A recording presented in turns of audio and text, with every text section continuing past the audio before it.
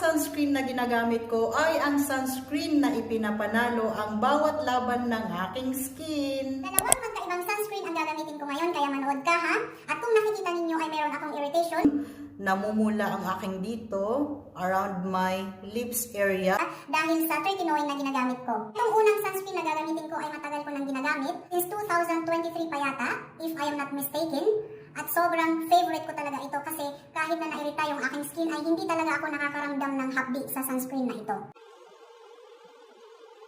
Meron namang napaka-konting white cast pero habang biniblend mo ito ay nawawala naman. Kusa rin naman itong na-absorb ng ating skin. Look at this side, tsaka ito yung wala pa. Ang ganda ng finish niya sa skin. Sa kabilang face naman, ang sunscreen na ito ay ginamit ko netong taon lang. So far ay gusto rin siya ng aking skin. Kung napansin ninyo kagaya nung ginamit ko dito na meron talaga siyang white cast, pero napakakunti lang naman. Habang biniblend mo ito sa skin ay na-absorb naman ito ng ating skin at nawawala ang white cast.